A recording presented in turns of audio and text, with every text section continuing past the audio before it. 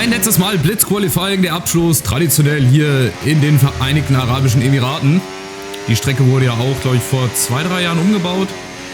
Ja, da wo jetzt die 3 steht, da ist jetzt anstatt einer Links-Rechts-Kombination so ein großes U geworden oder so eine 180 Grad ja, Kurve oder halt Abschnitt, wie ihr es auch nennen wollt. Also, wir haben noch das Ziel, Zweiter zu werden in der Fahrerwertung. Das wird ziemlich schwer. Wir müssen 19 Punkte mehr holen als Lando Norris. Und das wird nur so passieren, wenn er ausscheidet und wir das Rennen quasi gewinnen. Oder wir Zweiter werden mit bester Rundenzeit. Und dann kommt es halt darauf an, wer mehr Rennen gewonnen hat.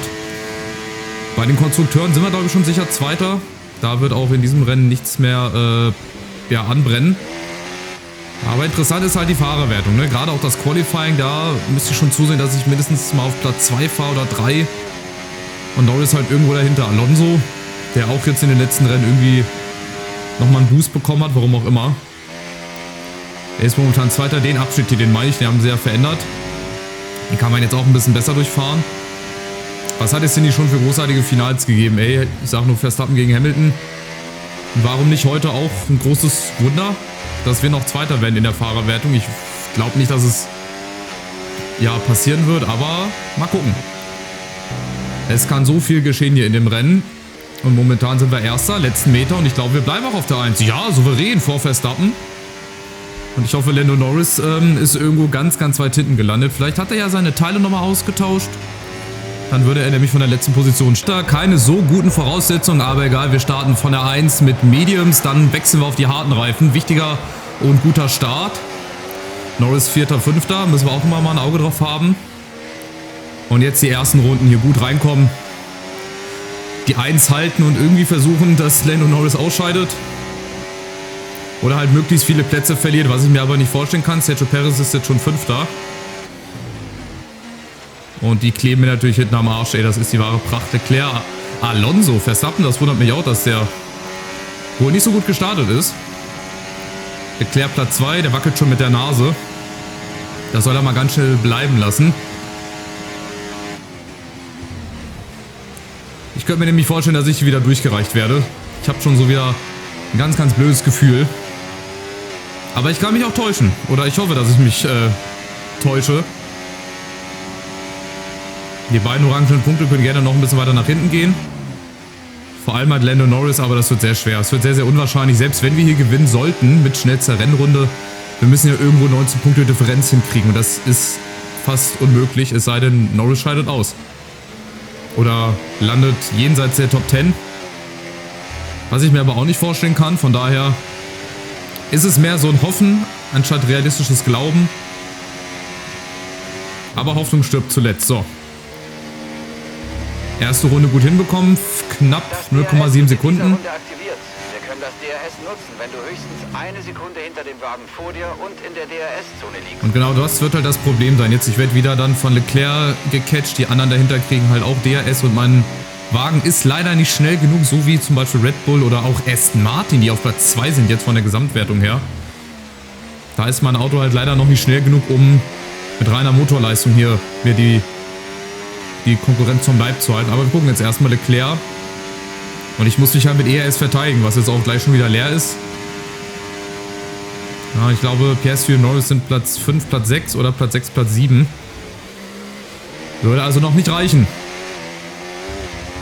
Dann hätten wir nämlich jetzt 26 Punkte. Ich weiß nicht, auf Platz 7 und 8, wie viele Punkte man da bekommt. Vielleicht könnte es doch reichen.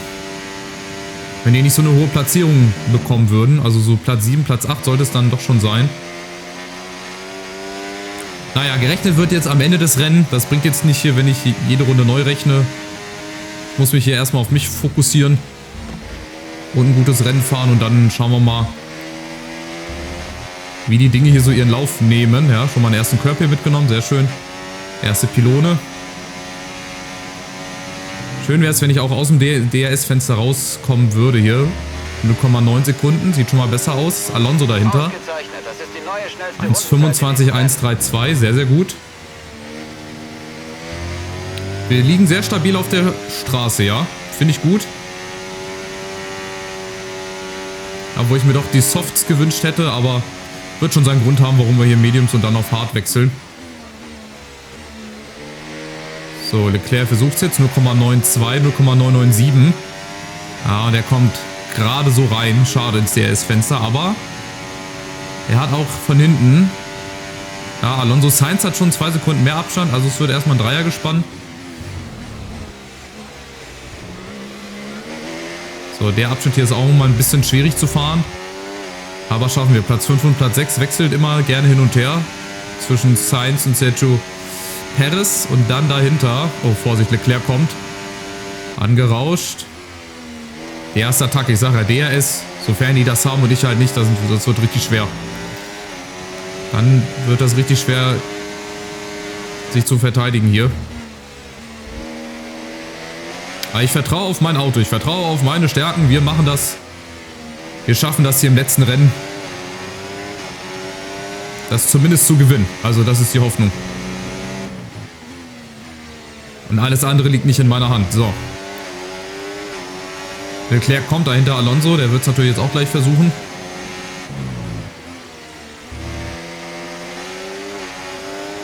Also werde ich jetzt quasi auf der langen Geraden gleich von 2 Leuten überholt. Da werde ich mich nicht verteidigen können. Leclerc ist da, Alonso ist da. Die anderen sind schon 5 Sekunden weiter hinten. Okay, das ist schon krass.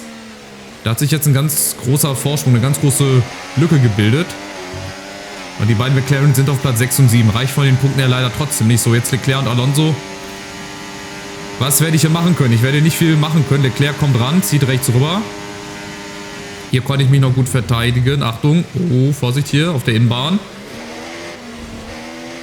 Und jetzt spätestens hier auf der langen Geraden, da wird es jetzt, glaube ich, geschehen. Da werde ich sowohl von Leclerc als auch von Alonso überholt. Ja, da kommen sie schon angerauscht.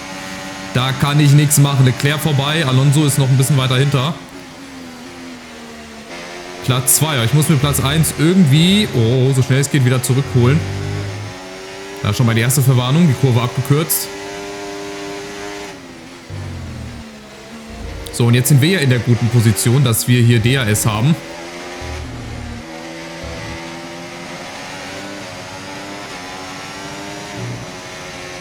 Die Spannung ist auf jeden Fall da. Also man kann ja nicht sagen, obwohl die Weltmeisterschaft schon entschieden ist, dass es hier ein langweiliges Rennen ist und sehr unbedeutend. Steuern im Windschatten des vorausfahrenden Autos. Versuch so schnell wie möglich vorbeizukommen. Los, los! Ich probiere alles, Jeff. Hör auf mit deinem Gefasel da. Wir nähern uns dem Boxenstoppfenster. Du wirst mit harten Reifen weiterfahren. Da weiß ich halt auch nicht, ob das so eine gute Entscheidung war, aber wie gesagt, ich habe da nicht so die Ahnung von. Ich bin immer froh, wenn mir da geholfen wird, wenn ich das nicht selber einstellen muss. So, jetzt bin ich gespannt, ob wir dranbleiben können an Leclerc hier mit unserem ERS, DRS.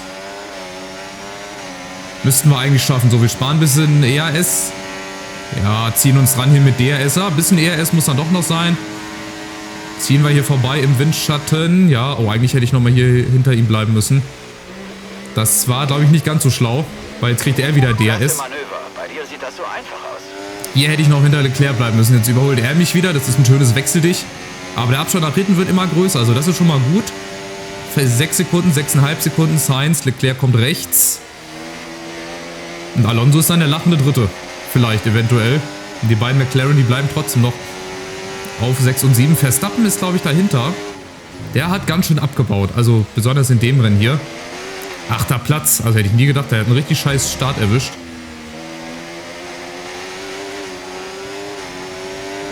Da habe ich halt auch noch die Hoffnung, dass er nochmal ein paar Prozent aus seinem Auto dann rausholt. Das würde uns dann natürlich helfen, weil ich weiß nicht aus dem Kopf, wie viele Punkte es für Platz 7 und wie viele Punkte es für den 8. Platz gibt. Und ob das dann reicht von der Differenz her. Wie gesagt, wir brauchen 19 Punkte Unterschied.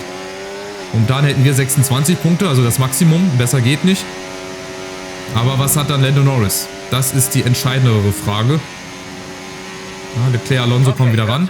Wir wollen das ERS schonen, also sollten wir es jetzt auch. Nein, jetzt doch nicht. Ich kann doch jetzt kein ERS schonen, bist du doof? Wobei bis Runde 9, da haben wir noch 3 Runden Zeit. Wir fahren ja dazwischen auch noch einmal in die Boxengasse rein. Ja, ich spare das hier, weil ich brauche das eigentlich auf der zweiten langen Geraden. Leclerc kommt, da ist gar kein Platz. Da ist überhaupt gar kein Platz. Du brauchst das gar nicht versuchen. Aber schlauer wäre es halt gewesen, wenn ich ihn hier vielleicht hätte vorbeigelassen hätte. Dann hätte ich nämlich jetzt DRS gehabt. Aber so habe ich ein bisschen Vorsprung. Ja, halbe Sekunde reicht. 0,5. Ihr seht, das reicht, um hier den Vorsprung zu halten. Jetzt fahren wir nämlich gleich in die Boxengasse. Leclerc, Alonso.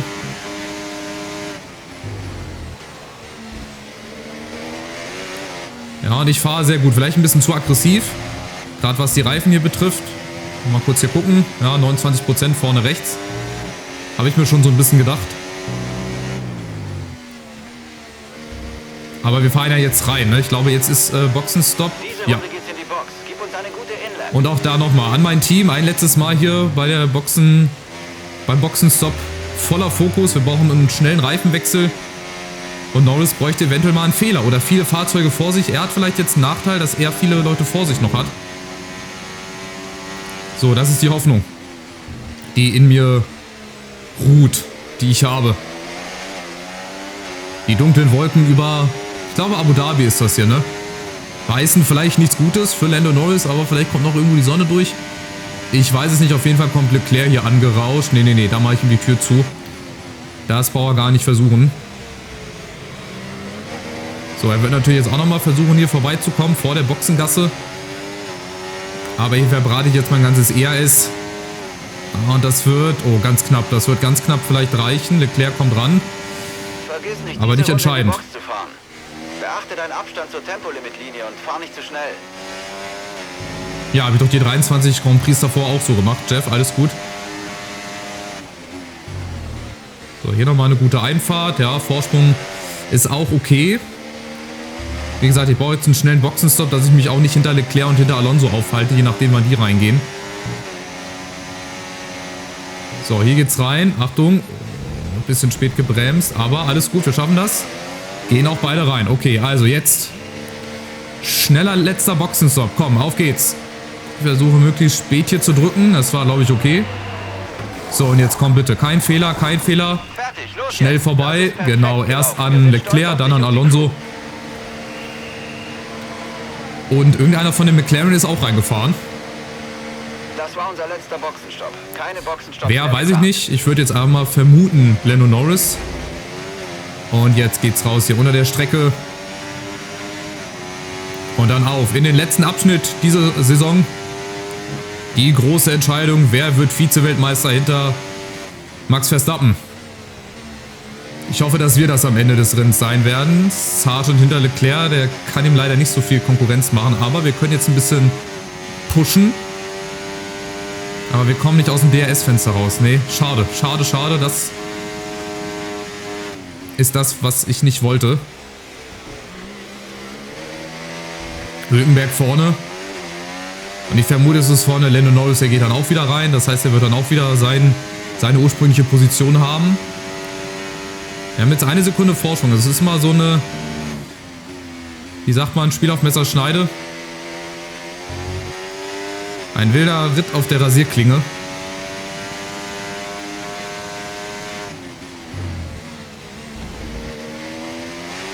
Aber wir fahren, wie gesagt, gut. Also ich bin zufrieden auch mit der Fahrweise. Das Auto liegt gut auf der Straße. Vorne Hülkenberg und Guanyu, die gehen jetzt natürlich auch rein. Das heißt, ich verliere mein DRS. Schade. George an der Box. Ne, jetzt sind sie auch alle drin. Also, wir werden unseren ersten Platz wieder zurückbekommen. Und es ist Piastri. Okay, Piastri ist als erster reingegangen. Das heißt, Lando Norris muss jetzt noch rein. Das kann klappen.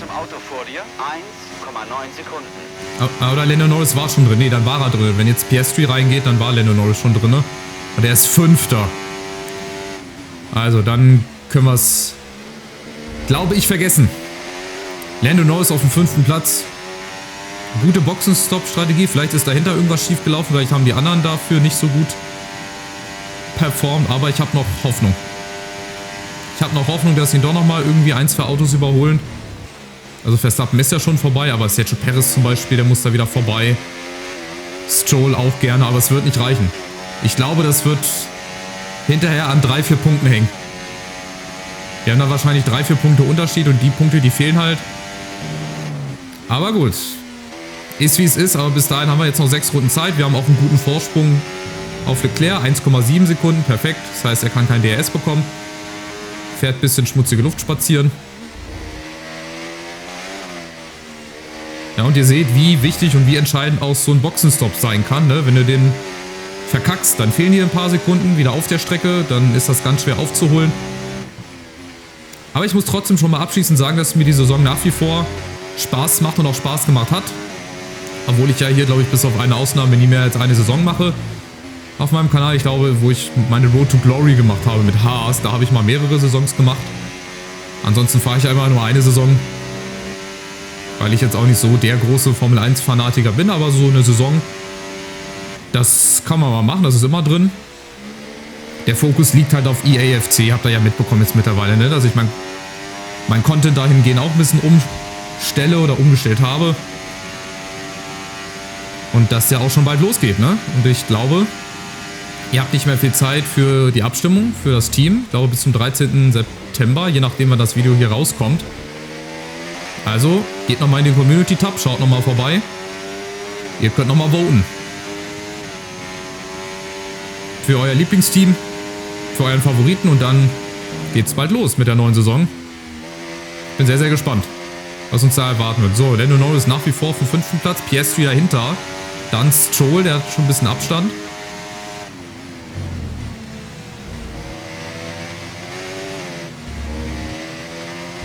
Wir vergrößern unseren Vorsprung auch. 2,5 Sekunden mittlerweile, 6 Sekunden auf Alonso. Also der erste Teil des Rennens war noch so ein bisschen hoffen und abwarten. Und gucken, was macht Norris. Und jetzt, ja, ist halt die Gewissheit da, dass er auf jeden Fall 5. oder 6. wird oder 4. Das heißt, er holt genug Fahrerpunkte für den für den Vize-Weltmeistertitel. Und wir bleiben halt auf dem 3. Platz. Ja, oder passiert vielleicht noch was ganz Unvorhergeschehenes. Okay, hör zu. Was Unvorhersehbares. So, jetzt, mein Gott. Das sollten wir für eine schnelle Runde nutzen. Deutsche Sprache, schwere Sprache. 1,28. Naja, ich habe ja 1,25.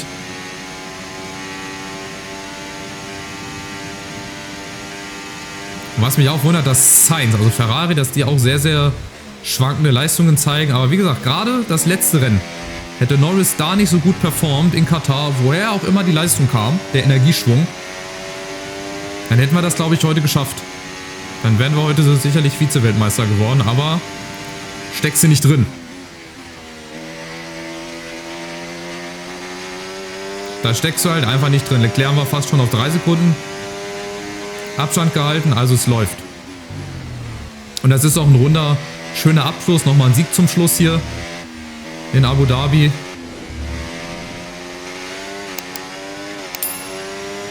Am Ende des Tages werden wir wahrscheinlich in der zweiten Saison vielleicht nicht, ja, Weltmeister geworden, weiß ich nicht, aber wir hätten auf jeden Fall ein schnelleres Auto gehabt, je nachdem wie die Teile geupgradet werden.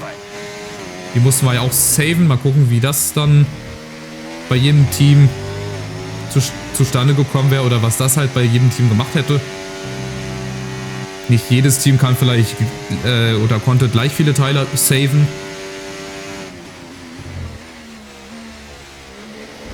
So, 3,5 Sekunden. Norris nach wie vor auf der 5. Piastri dahinter. Der schafft es aber nicht an ihm vorbei. Und dann dahinter Sergio Perez mit ein bisschen Abstand. Aber vielleicht holen sie ja in den letzten Runden nochmal auf. Vielleicht holen sie nochmal ein paar Prozent. Also wir hatten jetzt Stand jetzt 26 Punkte. Und auf dem 5. Platz kriegst du auf jeden Fall leider nicht so wenig Punkte, dass es für Platz 2 reicht. Ja, von meinem Teamkollegen bin ich auch enttäuscht. Wo ist denn Russell eigentlich? Nein. Lando Norris ist jetzt 4. Das glaube ich nicht. Das glaube ich nicht. Der soll ruhig 5. bleiben. George Russell ist auch irgendwo 8. oder 9. Also der hat auch ganz schön abgebaut. Da haben sich die Verhältnisse ganz schnell mal gelegt innerhalb der ersten Saison hier.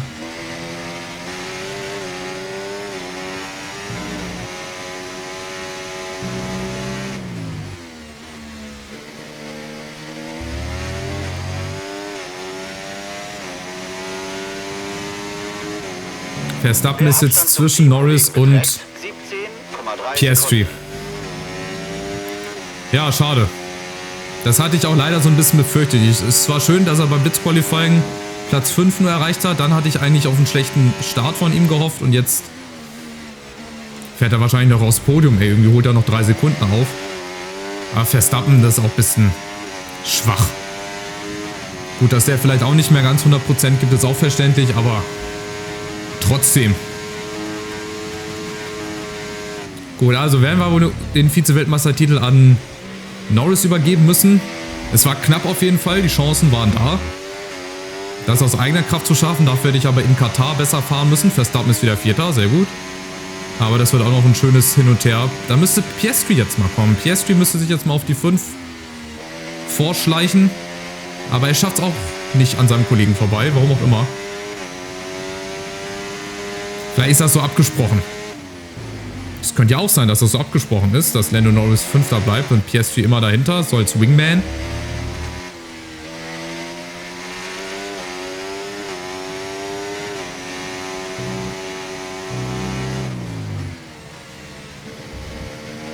So, vorletzte Runde. 4 Sekunden Vorsprung. Wir haben es nach dem Boxenstopp richtig gut gemacht. Haben unseren Schuh hier runtergefahren, haben Leclerc dann immer weiter und weiter auf Abstand gehalten. Und dieser Oscar Piastri, der schafft es nicht an seinem Teamkollegen vorbei, das willst du mir doch nicht erzählen. Also gerade hier auf der langen Geraden muss es doch möglich sein, mal zumindest vorübergehend an seinem Kollegen vorbeizufahren.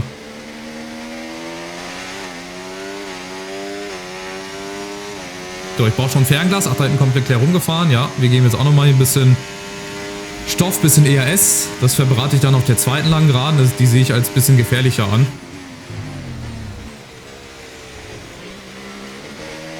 So, Achtung, die Curbs hier. Schön mitgenommen. Also er ist nah dran, ich sehe das. Er ist nah dran, er schafft es aber nicht vorbei. Ja, doch jetzt. Piastri auf der 5. Mal gucken. Also es wird noch ganz, ganz spannend. Hier ist das letzte Wort noch nicht gesprochen. Aber es gibt halt leider zu wenig Punkte für Platz 6. Ich glaube auch Platz 6 wird Lando Norris reichen, auch wenn ich die schnellste Rundenzeit habe. Bräuchten wir Stand jetzt 5-6 Punkte Unterschied. Ja, oder kommt doch Sergio Perez nochmal ran, dass er sich an Lando Norris vorbeischleicht? Ich weiß es nicht. Also die letzte Runde hier in der Saison. Jetzt wird es nochmal richtig, richtig spannend. Wer wird hier Vize-Weltmeister? Wo landet Lando Norris? Letzte Runde, gib Gas. Wir werden auf jeden Fall dieses Rennen gewinnen. 5 Sekunden Vorsprung, wenn ich jetzt das Auto nicht verliere. Wenn der Motor heile bleibt, wenn die Reifen nicht platzen. Dann werden wir das letzte Rennen gewinnen. Und dann ist halt die große Frage. Hat's gereicht oder nicht? Ich vermute nicht.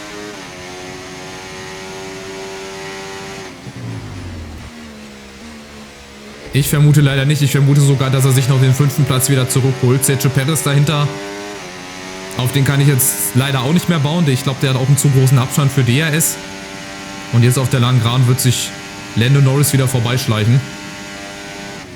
Da gehe ich auch mal felsenfest von aus.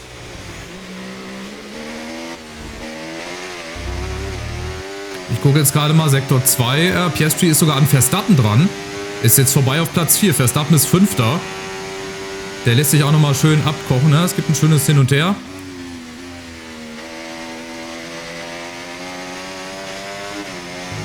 Das wird noch sehr, sehr spannend. Holt sich Lando Norris auch noch Verstappen? Ja, er ist vorbei auf Platz 5. Das gibt's nicht. Max Verstappen wird noch von beiden McLaren überholt. Ja, schade. Also, damit ist es dann auch offiziell gewesen. Lando Norris wird Vize-Weltmeister. Das reicht von den Abständen her. Wir gewinnen das letzte Rennen. Ja, immerhin ein Trostpflaster. Aber Vize-Weltmeister hat leider nicht ganz dafür gereicht. Yes, yes, yes! Lasst was hören, Leute! Das war's. Was für eine Saison. Großartige Arbeit dieses Jahr. Wirklich großartige Arbeit. Zwischendurch war es schwierig, aber du hast alles überstanden.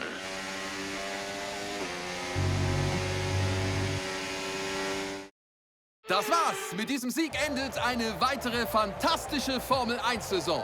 Ein großartiger Sieg heute beim letzten Rennen der Saison. Diese Energie nimmt man mit in die Winterpause. Und das ist wichtig, denn das Team lebt davon.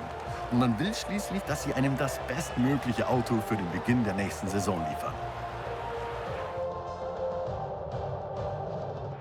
Nach einer ausgezeichneten Leistung bei diesem Grand Prix wird es bei Mercedes heute Abend sicher reichlich zu feiern geben. Und sie haben es sich auch verdient.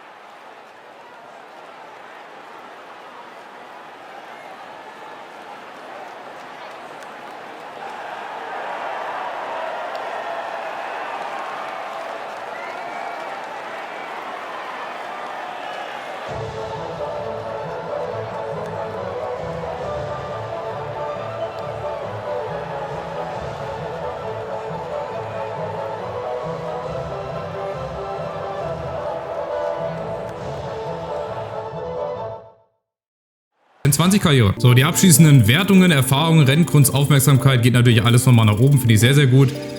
Das heißt 79,5. Hier würden wir auch fast gleich stehen. Ja gut, 46,54.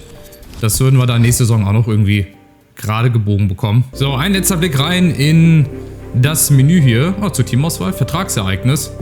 Gut, das würde ich dann wahrscheinlich irgendwie später machen. Wir haben plus 10. Also Fahrerwertung plus 10 haben wir erreicht. Also das Ziel war 69. Ich habe 79 erreicht. Da hätte ich auch einen besseren Vertrag aushandeln können. So, jetzt haben wir hier wieder Vertragsereignisse. Da können wir auch nochmal reingehen. So. Performance, Anerkennung. Gut, das beste Team wäre natürlich Red Bull, aber das ist hier rot gekennzeichnet. Das geht irgendwie nicht, oder wie? Oder warum ist das hier rot? Hat das einen bestimmten Grund? Nee, ne? So, ich würde jetzt erstmal weitermachen bei Mercedes. Oh, Vertragsverhandlung hier. Ja, ja. Neuer Vertrag wurde unterschrieben. Hallo, hallo. Same Procedure, genau. Gib mir mal die Serviette. Das Stück Papier. Also, wir könnten jetzt zum Beispiel sagen... Ach so, dass wir über mehrere Saisons gleich einen Vertrag machen.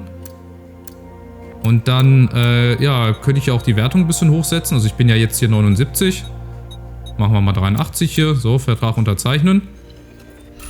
Hoffentlich wollen sie es. Gut, also Vertrag unterzeichnet. Schließe einen Mehrjahresvertrag mit einem Team in der Fahrerkarriere ab. Ist ein Erfolg bei Steam. Haben wir also gut hinbekommen. So, jetzt gehen wir bis zum Saisonende. Nimm nochmal die wöchentlichen Ressourcen hier mit.